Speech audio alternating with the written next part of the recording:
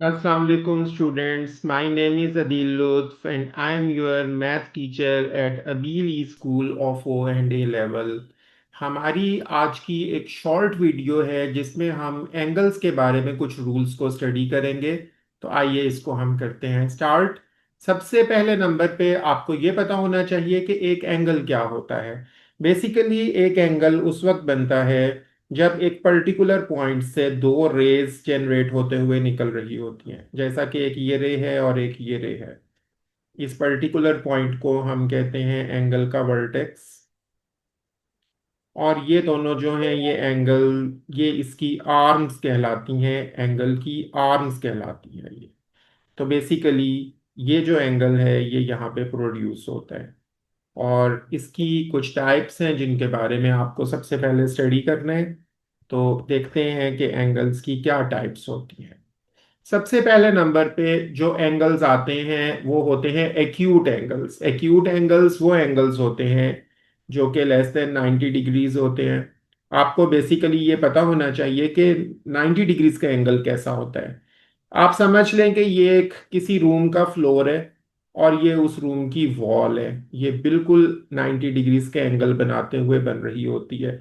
अगर ये angle less than 90 degrees होगा तो इस एंगल को हम कहेंगे कि ये एक्यूट एंगल है। और अगर ये एंगल ग्रेटर देन 90 डिग्रीज बनेगा, जैसा कि आप यहाँ पे देख सकते हैं कि 90 डिग्रीज का एंगल ऑलमोस्ट यहाँ पे बनना था यूं। ये एंगल 90 डिग्री से बड़ा है तो इस एंगल को हम कहेंगे कि ये ऑब्ट्यूज एंगल है। तीसरे नंबर पे आप देख सकते हैं राइट एंगल को अगर हम एक बेसिस बनाएं तो फर्स्ट नंबर पे आपके पास एक्यूट और सेकंड नंबर पे ऑब्ट्यूज एंगल आया था। तीसरे नंबर पे आप इसमें देखते हैं कि एक स्ट्रेट एंगल होता है जो कि 180 डिग्रीज के इक्वल होता है। इसमें ये होता है कि अगर एक रे जो है वो राइट साइड पे है तो दूसरी रे बिल्कुल इसके ऑपोजिट होगी। इस एंगल को हम कहते हैं कि ये एक स्ट्रेट एंगल है। और नेक्स्ट हम इसमें जब देखते हैं तो हमें पता चलता है कि एक रिफ्लेक्स एंगल होता है जो कि 180 डिग्री से भी बड़ा होता है। और अगर हम एक फुल रोटेशन को देखें तो ये एंगल जो होता है ये हमेशा 360 डिग्रीज का होता है। तो कंप्लीट सर्कल का angle is of 360 degrees. Straight line angle is of 180 degrees. और अगर एंगल लेस देन 90 डिग्रीज हो तो acute angle, greater than 90 degrees हो तो ऑब्ट्यूज एंगल। और एक ऐसा एंगल जो कि 180 से भी बड़ा होता है लेकिन 360 से छोटा होता है, इस एंगल को हम कहते हैं रिफ्लेक्स एंगल। इन एंगल्स के बारे में आपने ये चीजें जहन में रखनी है।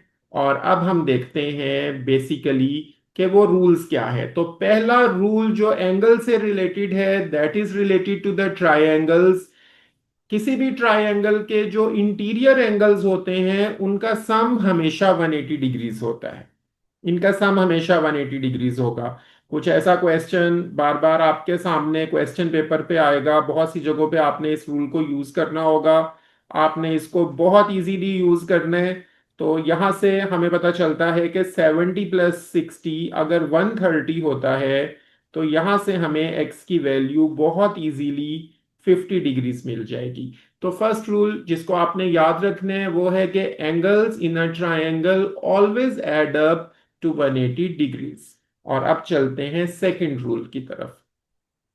सेकंड रूल ये कहता है कि स्ट्रेट लाइन एंगल्स हमेशा 180 डिग्रीज का आंसर देते हैं। आप इसमें देख सकते हैं कि ये पूरा एंगल 180 डिग्रीज का है। अब अगर समझ लें इसके अंदर दो एंगल्स बन रहे हैं, एक ये एंगल है और एक ये, तो ए और बी का सम 180 होगा। अगर तीन एंगल्स बन रहे हैं तो तीनों का सम 180 होगा और अगर चार एंगल्स बन रहे हैं तो चारों का सम 180 होगा। इसके अंदर एक एग्जांपल हम कर लेते हैं। लाइक अगर हमारे सामने एक ऐसा क्वेश्चन आ जाए कि हमें एक्स की वैल्यू फाइंड करनी हो तो आपके लिए बहुत इजी है।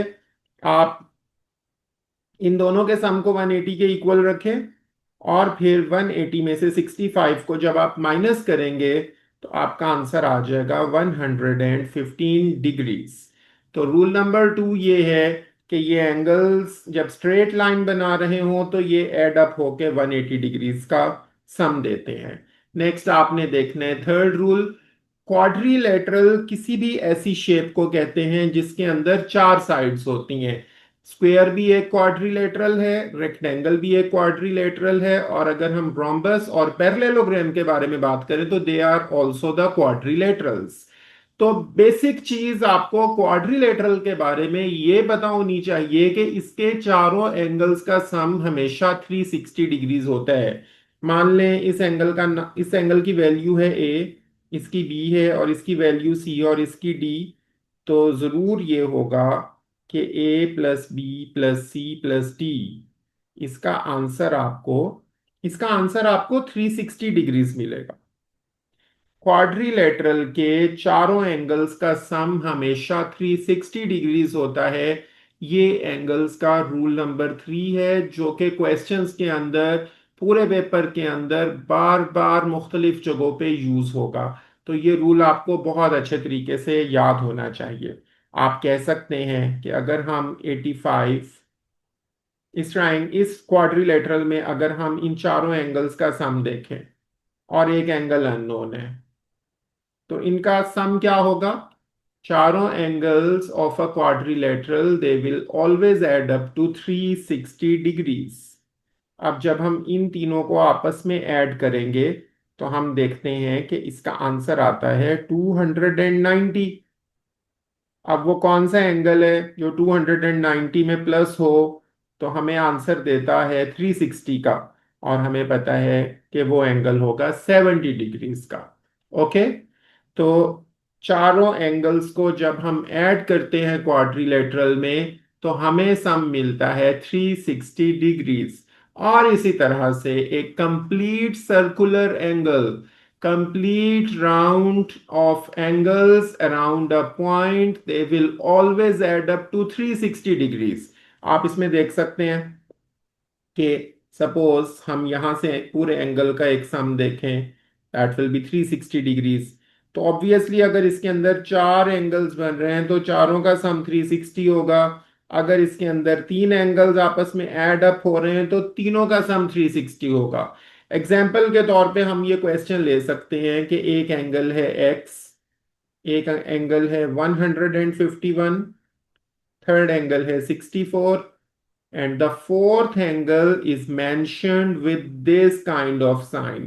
जब भी एंगल्स के अंदर ये वाला साइन आपको नजर आएगा तो इस एंगल का मतलब होगा कि ये 90 डिग्रीज है। तो इन चारों एंगल्स को हम ऐड करेंगे तो इंशाल्लाह हमेशा हमें 360 मिलेगा। अब आप इन तीनों एंगल्स को आपस में ऐड करें। जब आप इनको ऐड करते हैं तो आपको पता चलता है कि इनको प्लस करने पे 305 आता है। क्या आप बता सकते हैं कि 360 में से 305 को माइनस करें तो क्या आंसर आता है? और ये आंसर हमें मिलेगा 55 डिग्रीज। ओके। और इसके बाद हमने आज का लास्ट रूल जो है उसको स्टडी करना है, जो कि रूल रूल कह सकते हैं इसको, लेकिन ये आइसोसेलेस ट्रायंगल्स की एक डेफिनेशन है। बेसिकली आइसोसेलेस ट्रायंगल ऐसी ट्रायंगल को कहते हैं जिसके अंदर कोई सी दो साइड्स की लेंथ आपस में बराबर होती है। इस तरह से एक लाइन लगा के इसको शो किया जाता है, इनकी लेंथ सेम होगी। अब एंगल्स का रूल ये है कि जो कॉन्ग्रुएंट साइड्स होंगी उनके ऑपोजिट एंगल्स भी कॉन्ग्रुएंट होंगे। मान लें ये एंगल x है तो ये एंगल भी x होगा, या जो भी इस एंगल की वैल्यू होगी वही इस एंगल की वैल्यू होगी। This is what we call the isosceles triangle.